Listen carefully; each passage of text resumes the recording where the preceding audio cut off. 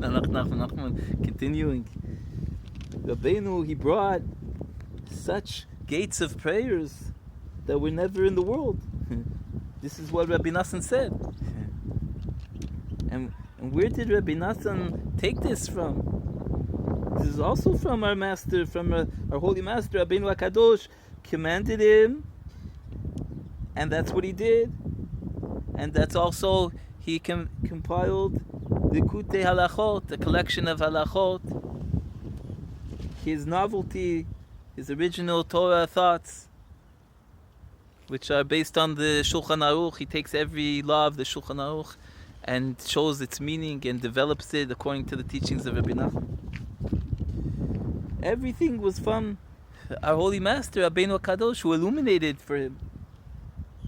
From this we see the greatness of Hashem through our holy master. Our holy master reveals to us the greatness of Hashem. Through our holy master, Rabbeinu HaKadosh, it becomes known to us the greatness of Hashem, but without him, we won't know nothing. We would know nothing. Rabbeinu HaKadosh, our holy master, poured out tears before Hashem Yisroel until there was made a river. Rivers of tears. Rivers. Where does one get something like this? We've never heard from any tzaddik something like this. How he cried so much on every thread for the sake of Hashem Yisbarach.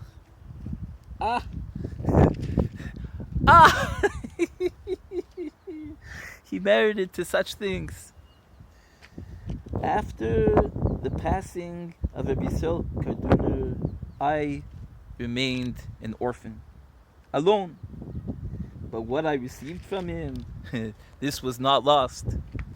There was left in me yearning and desire, will, that he planted in me.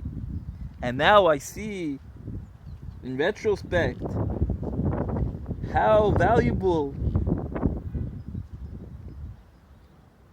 the simple, the tmimut, the devotion that's tamim, simple and straightforward, wholesome, how valuable that is.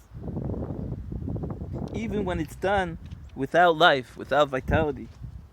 Even if it seems to the person that he's standing completely distant, alienated. And until today, I hope for myself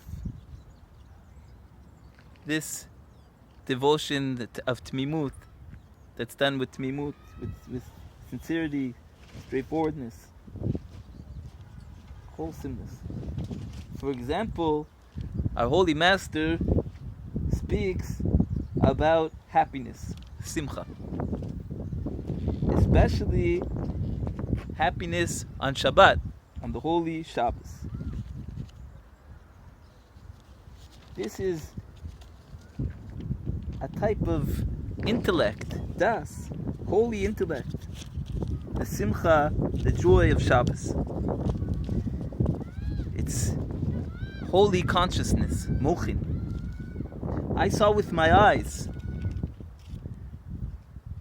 eye to eye. I saw the happiness of Rabbi Yisrael. The two of us would dance together on the holy Shabbos until the light of day. Whereas today, when it comes Shabbos, people think that it's hard to be happy. They think, what does it mean to be happy? And it seems to them that they're standing completely distant, alienated from the holiness of Shabbos and from the joy of Shabbos. It appears to them that they are outside.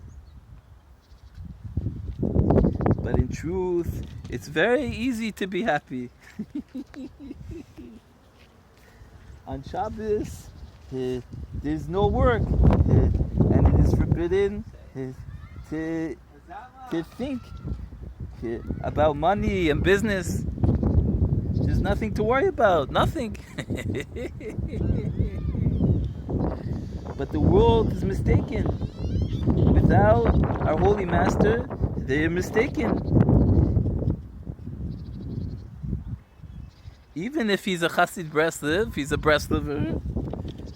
But if a person does not put his heart to it, he could be mistaken and sleep his whole life. He doesn't have compassion on himself in truth. And this is also with his bodhidus. Sometimes a person doesn't have words. So what? He could let out a sigh. To let out a sigh is also good. And even if the sigh is not from the heart as it should be, so it's sleeping. But this also doesn't go lost. And specifically this doesn't go lost. Even it seems to him that it's without vitality and without strength and fervor. And certainly it would be good if he felt the vitality. But even still, even this doesn't go lost. Not one step that a person goes to do his bodhidus doesn't get lost, doesn't go lost. A person has to tell himself, even if I'm not able to do his bodhidus, but even still, I fulfilled the hour. I came before Hashem to speak to him. This is the general principle, that it's necessary to be very strong at this. It's necessary to believe that Rabbeinu HaKadosh, our Holy Master, commanded to do this. This is his will and testament. This is a great tikkun, rectification. And so it is with all the devotions, not to fall. The main thing is not to fall. Because a person feels in himself that he still has not got out of the desires of his body, his bodily desires, his evil inclination. He still hasn't killed it. But in truth, it's possible to kill it through our Holy Master. It's possible to kill it. So he thinks, no, how do I have a face to speak before Hashem Yisborach? How could I speak before him? What's in my heart? When I see where I'm left, where I'm resting, and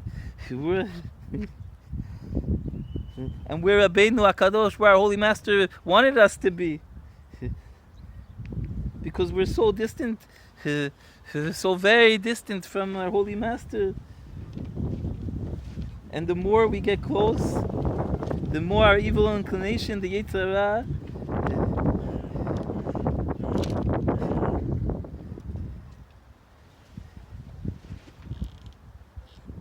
hides us and alienates us from him.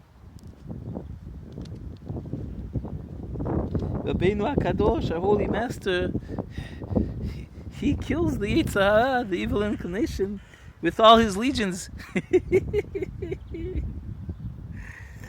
So therefore it's necessary to fulfill with simplicity all the holy advice and the holy practices of Rabbeinu, his holy words, to fulfill what's possible, even to a hair breadth. And in this way, everything that we do does not go to loss. It gets digested. We're going to have to continue, even though there's only 3-4 more lines. Nach, Nachma, MeUman.